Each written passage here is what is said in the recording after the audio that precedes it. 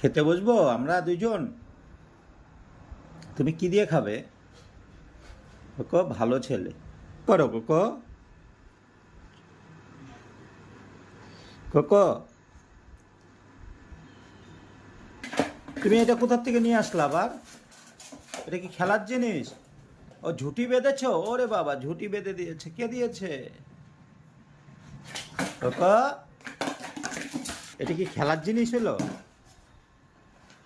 হ্যাঁ, খেলার জিনিস। Cocoa, stop, stop, stop. Cocoa stop.